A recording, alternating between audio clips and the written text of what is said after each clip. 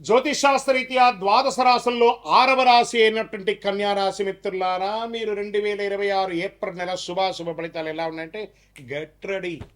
మీ బ్యాగులు సర్దుకోండి, మీ passport ready చేసుకోండి, మీ వ్యాపారాలకు సిద్ధమవ్వండి, ఉద్యోగస్తులు రెడీగా ఉండండి. కళ్యాణం కాని వారికి అంతగా పెళ్లి బాజా మోగుతుంది. సంతానం కాని వారికి సంతాన యోగం. 1, 2, 3, 4 కాదు, వందల కొద్ది టన్నుల కొద్ది అనుగ్రహం పొందబోతున్నారు కన్యారాశి మిత్రులారా.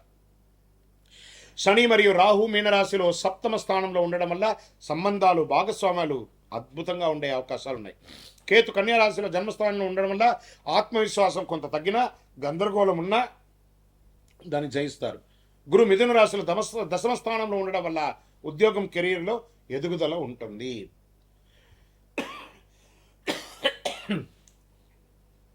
కెరీర్లో చాలా మార్పులు వస్తున్నాయి, కొత్త అవకాశాలు వస్తాయి, పనిలో గుర్తింపు పెరుగుతుంది, పదోన్నతి ఉంటుంది. బాగా పై అధికారులతో మర్యాదతో వ్యవహరించండి. మీకు ఒక అవార్డ్స్, రివార్డ్స్ వచ్చే అవకాశాలు కనబడుతున్నాయి. నెల ఐటీ, సాఫ్ట్వేర్, సర్వీస్ రంగాల్లో ఉన్నవారికి మంచి పురోగతి ఉంటుంది. ఉద్యోగం చేస్తూ ఈ బికెమ్ ఎంటర్ప్రెనర్గా మారే అవకాశాలు కూడా చాలా ఉన్నాయి. చాలా అద్భుతం. వ్యాపారస్తులకి కొత్త భాగస్వామి లభిస్తుంది. ఇన్వెస్టర్స్ వస్తారు మీ బిజినెస్కి. Expansion of your business national, international లెవెల్గా ఈ కామర్స్ బిజినెస్ చాలా కలిసి వస్తుంది. పార్ట్నర్షిప్లో విభేదాలన్నిటి కూడా తొలగిపోతుంది. విడిపోయిన భార్య భర్తలు ఉంటాయి చూసారా, వాళ్ళు కూడా కలిసే అవకాశాలు ఉన్నాయి. విడాకులకు అప్లై చేసుకున్న వాళ్ళు కూడా మళ్ళీ కలిసే అవకాశాలు ఉన్నాయి. ఇంకా ఆర్థికంగా మల్టిపుల్ అవకాశం, అద్భుతమైనటువంటి పెట్టుబడులు కూడా పెట్టే అవకాశాలు. భూమి మీద పెట్టుబడి పెట్టండి, వ్యాపారం మీద పెట్టుబడి పెట్టండి. షేర్ మార్కెట్కి వస్తే ఈ నెల వాంటెడ్గా ఉన్నా కూడా, మార్కెట్ వాంటెడ్ ఉండగా కూడా మీకు లాభాలు వచ్చే అవకాశాలే ఉన్నాయి. ఇంపాసిబుల్ కూడా పాసిబుల్ చేసే నెల కన్యారాశి వారికి ఈ నెల. బ్యాంకింగ్, సర్వీస్ సెక్టార్లో ఎక్కువ పెట్టుబడి పెట్టండి. రియల్ ఎస్టేట్, మీకు పూర్వీక ఆస్తులు కలిసి వచ్చే అవకాశాలు. మీరు వ్యాపారం చేస్తే మంచి కమిషన్లు వచ్చే అవకాశాలు ఉన్నాయి. లేదా మీరు సొంతంగా భూమి పూజ కానీ, గృహప్రవేశం కానీ చేసుకునే అవకాశాలు ఉన్నాయి. ఇంకా కోర్టు విషయాల్లో సంబంధిత కేసులు మలుపు తిరిగే అవకాశం ఉంది. కొన్ని విషయాల్లో మీకు అనుకూలంగా ఉండొచ్చు. ఆలస్యమైన అద్భుతంగా ఉంటుంది. ఒప్పందాలని కరెక్ట్గా చూసుకోండి. ఆస్తి తగాదాలు కానీ, కుటుంబ తగాదాలు కానీ, లేదా ఏ విధమైనటువంటిదైనా కూడా ఈసారి మీకు బాగుంటుందని ఉంది. కుటుంబంలో భార్యాభర్తల మధ్య సంబంధాలు అద్భుతంగా ఉంటుంది. దాంపత్య జీవితంలో అద్భుతమైనటువంటి ఫలితాన్ని పొందుతారు. అందరూ స్నేహపూర్వకంగా ఉంటారు. ఒకరి పట్ల ఒకరు అర్థం చేసుకోకుండా ఉన్నది కలిసికట్టుగా వెళ్ళే అవకాశాలు బాగున్నాయి. అహం తగ్గించుకుంటే ఇంకా మంచిది. విద్యార్థులకి మంచి సమయం, ఏకాగ్రత పెరుగుతుంది. పోటీ పరీక్షల్లో విజయవంతులు అవుతారు. విదేశాల్లో ఉద్యోగం చేసే వాళ్ళకి మంచి అవకాశం. ఎప్పటి నుంచో మీరు ఇబ్బంది పడుతున్నారు కదా, వాటికి అన్నిటికీ కూడా ఒక ఉపశమనం అని చెప్పచ్చు. ఆన్లైన్లో ఆదాయం పెరుగుతుంది. ఈ కామర్స్ బిజినెస్ అని చెప్పాను, ఇవన్నీ చేసుకోవచ్చు. అది ఏ రంగంలో ఉన్నా ఈ కామర్స్ చేసుకోవచ్చు. కళాకారులకి, మీడియా, యూట్యూబ్ రంగంలో ఉన్న వారికి మంచి గుర్తింపు. సోషల్ మీడియాలో వైరల్ అవుతారు. ఈ నెలలో దాగి ఉన్నటువంటి ఒక అదృష్టం ఎక్కడో ఏదో ఒక పాయింట్ ద్వారా మీ ఛానల్ అలాగే టర్న్ అవుతుంది. వ్యూవర్స్ పెరుగుతారు, సబ్స్క్రైబర్స్ పెరుగుతారు. కళాకారులకైతే ఇది వచ్చి మంచి అవకాశం కూడా చెప్పచ్చు. కొత్త భాగస్వామ్యం అవకాశం ఉంటుంది. భవిష్యత్తులో పెద్ద పెద్ద లాభాలని పొందే అవకాశాలు ఉన్నాయి. ఇంకా వ్యవసాయదారులకి చాలా అద్భుతమైనటువంటి సమయం అని కూడా చెప్పచ్చు. ఆరోగ్య విషయంలో కాస్త జాగ్రత్త అవసరం. కాస్మెటిక్స్, విపరీతమైనటువంటి స్నోలు ఇవన్నీ వాడుతూ ఉంటారు కదా, అవన్నీ దానివల్ల చర్మ వ్యాధులు వచ్చే అవకాశాలు ఉంటాయి. జాగ్రత్త పడండి. కడుపు సమస్యలు, చర్మ సమస్యలు, నరాల బలహీనత, కాస్త స్ట్రెస్ ఇవన్నీ కూడా వస్తూ ఉంటాయి. కాస్త ఒక మాస్టర్ చెకప్ డాక్టర్ ద్వారా చేసుకోండి. ఇంకా అదృష్ట రంగు మీకు ఊదా రంగు, బ్లూ కలర్ చాలా కలిసి వస్తుంది. అదృష్ట తేదీలు 5, 14, 23. అదృష్ట రోజు బుధవారం. అదృష్ట సంఖ్య 5. ఈ నెల మీరు చేయవలసినటువంటి పరిహారాలు ఏమైనా ఉన్నాయంటే, బుధవారం విష్ణు సహస్రనామం చేయండి, లేదా ఒక మంచి రామాలయం లేదా విష్ణు ఆలయానికి వెళ్ళి దర్శనం చేసుకోండి. ఓం నమో నారాయణ అని ప్రార్థన చేయండి. శనివారం శని భగవాన్ని ప్రార్థన చేయండి. పేదలకు ఆహారం ఇవ్వండి. ఒక చలివేంద్రాన్ని ఏర్పాటు చేయండి, వేసవి కాలం కాబట్టి. పేదలకు ఒక చెప్పు లేకపోతే ఒక గొడుగో దానం ఇవ్వండి. కన్యారాశి వారు గుర్తుంచుకోండి, సమయం బాగున్నప్పుడు భగవంతుడికి కృతజ్ఞత చెప్పాలి. ఈ నెల సంబంధాలు మరియు నిర్ణయాలు మీ భవిష్యత్తుని నిర్ణయిస్తుంది. గ్రహాలు పరీక్షిస్తాయి కానీ మీకు దారి చూపిస్తుంది. మీ నిర్ణయం మీ భవిష్యత్తు.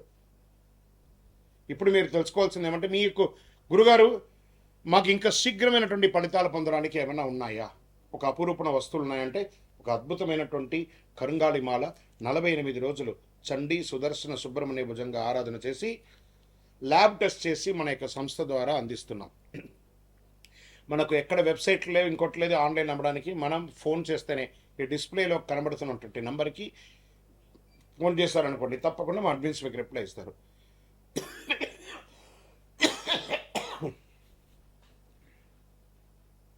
గురుగారు మేము గోచార ప్రకారంగా తెలుసుకున్నాం కదా, మా వ్యక్తిగత జాతకం తెలుసుకోవాలనుకుంటున్నాం. మీ పేరు, మీ date of birth, time of birth, place of birth WhatsApp చేయండి. తప్పకుండా మా అడ్మిన్స్ మీకు రిప్లై ఇస్తారు.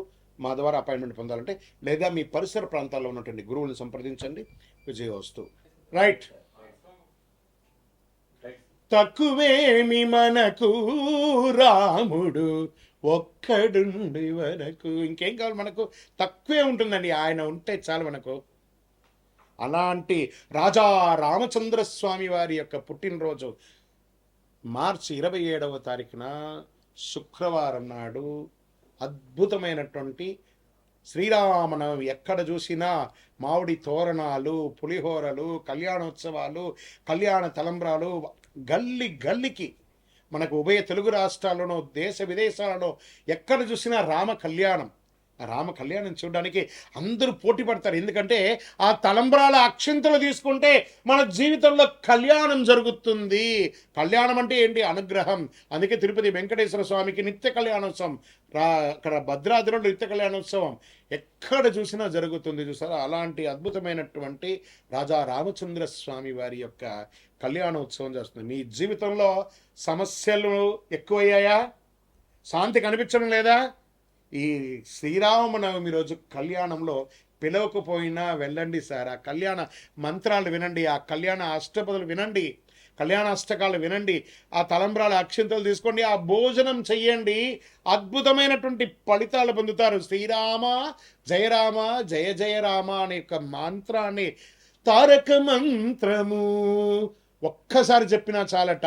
విష్ణు సహస్రనామం మొత్తం చెప్పకపోయినా శ్రీరామ రామ రామేతి రమే రామే మనోరమే సహస్రనామ తత్తుల్యం రామనామ వరానని ఇలా 3 సార్లు చెప్తే సహస్రనామం చేసినంత ఫలితం అంట. అందులోనూ రాజా రామచంద్రస్వామి వారు పుట్టినరోజు ఆయన గుర్తిస్తే ఎంత ఆనందపడతారు కదా ఆయన. ఈ స్వామివారికి ఇక్కడ దేవుడి గురించి కూడా మనం అప్పుడప్పుడు తెలుసుకోవాలి. ఆ సమయం వచ్చినప్పుడు దేవుడు మన జీవితంలో చక్కటి ఫలితాన్ని ఇస్తుంటాడు. ఏ రకంగా చెప్తాచో, రావణుడు మన అహంకారం, సీతమ్మ మన యొక్క పవిత్రత, హనుమంతుడు మన భక్తి, మనస్సులో రాక్షసత్వాన్ని జయిస్తే మనమే రాముడు. అలాంటి రాముడికి ఎందుకు కష్టాలు వస్తాయి మనకు? కోపం, అహంకారం, అసూయ, ఇవే మన సమస్యలకు మూలం. రాముడు చెప్పిన పరిష్కారం ఏంటి? సహనంగా ఉండండి, సత్యంగా ఉండండి, ధర్మంగా ఉండండి, ఏకపత్ని వ్రతం ఉండండి. మిత్రుడితో ఎలా ఉండాలో చెప్పాడు,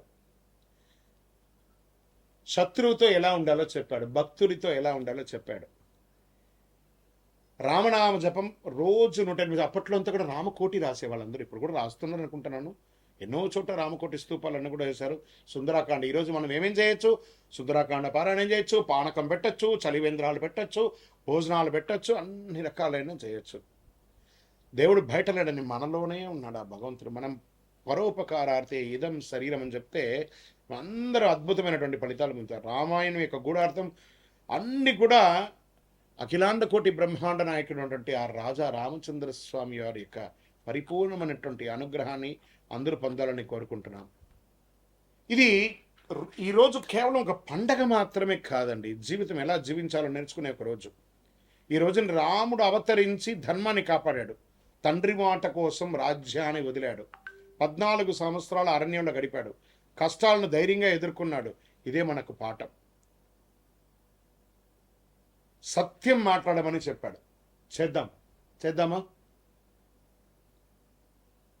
అలాంటి ఆ రామచంద్ర స్వామి వారికి రామదాసు గారు తయారు చేసి ఇచ్చినటువంటి ఆ యొక్క మంగళసూత్రంతో కళ్యాణం ఒంటిమిట్టలో జరుగుతుంది, తిరుపతిలో జరుగుతుంది, భద్రాద్రిలో జరుగుతుంది.